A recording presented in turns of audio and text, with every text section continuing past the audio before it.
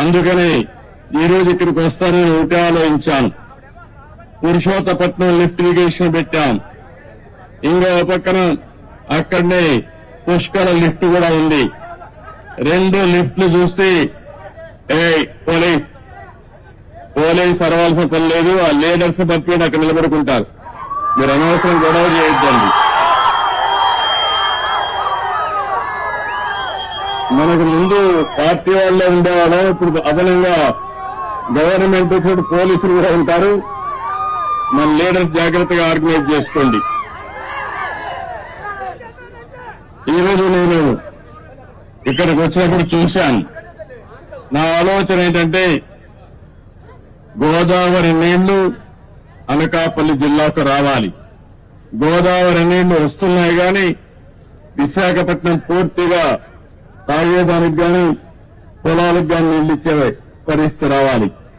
అందుకే ఈ రోజు కూడా పోలవరం పూర్తి కావాలంటే కొంచెం సమయం పడుతుంది కానీ అది పూర్తయ్యే లోపల పురుషోత్తపట్నం పుష్కర లిఫ్ట్ ఇరిగేషన్ల ద్వారా ఒక 2500 క్యూసెక్స్ ఆఫ్ వాటర్ ని ఈ ప్రాంతానికి తీసుకొచ్చే అవకాశం ఉంది. అందుకే దీనికి ప్రాధాన్యత ఇస్తాం. ఇక్కడైతే అక్కుడెట్ నేను చూశాను. ఈ అండర్ పాస్ కూడా వేయాలి. ఈ 2 కూడా వార్ ఫుటింగ్ మీద ఈ రోజే టెండర్లు పిలిచి పూర్తి చేసే బాధ్యత ఇంజనీర్లకు అప్పచెపుతున్నానని చెప్పి కూడా నేను మీకు తెలియజేస్తున్నాను. కాలయాపన లేదు, ఇమ్మీడియట్ గా చేయాలి. అదే మరిగా వచ్చిన డబ్బులు అక్కడక్కడ అరాకొరా ఖర్చు పెడితే పనులు పూర్తి కావాలంటే చాలా సమయం పడుతుంది. అందుకని ఒక 800 కోట్ల రూపాయలు ఖర్చు అవుతుంది 93 కిలోమీటర్స్ వరకు పూర్తి చేసుకుంటే.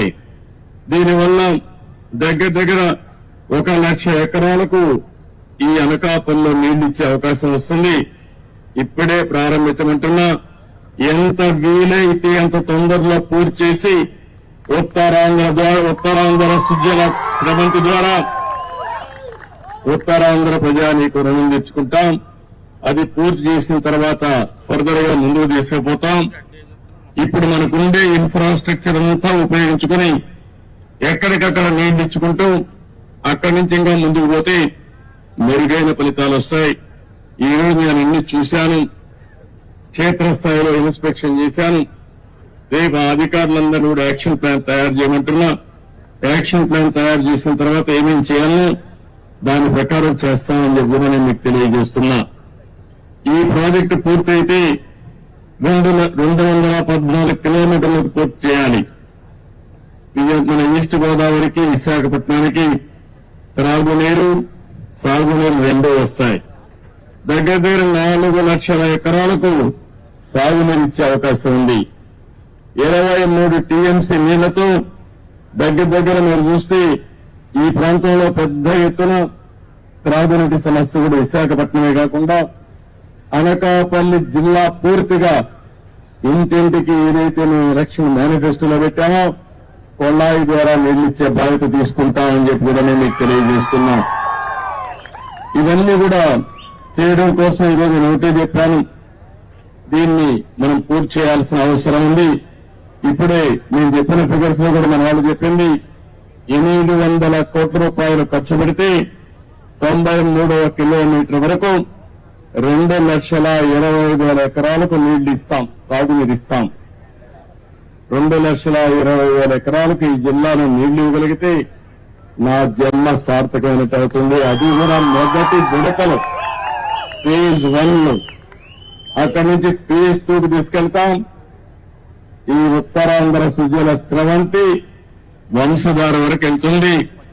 వంశధార గోదావరి, కృష్ణ, పెన్నా నదుల అనుసంధానం చేసి ఈ రాష్ట్రంలో కరువు లేకుండా చేయాలనేది ఎన్డీఏ అభిష్టం అని చెప్పి కూడా నేను మీకు తెలియజేస్తున్నా.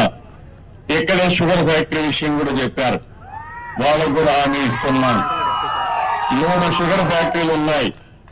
ఆ 3 షుగర్ ఫ్యాక్టరీలు కూడా పడకేసే పరిస్థితికి వచ్చింది. ఆ అసమర్థ ప్రభుత్వం ఏమాత్రం ఆలోచించలేదు. దీనివల్ల కూడా ఇబ్బందులు ఉన్నాయి. నేను అందుకని ఈ మధ్యకాలంలో మనం చూస్తే షుగర్ ఫ్యాక్టరీస్ లో కూడా చక్కెర గుణ వాళ్ళు తగ్గిపోయారు.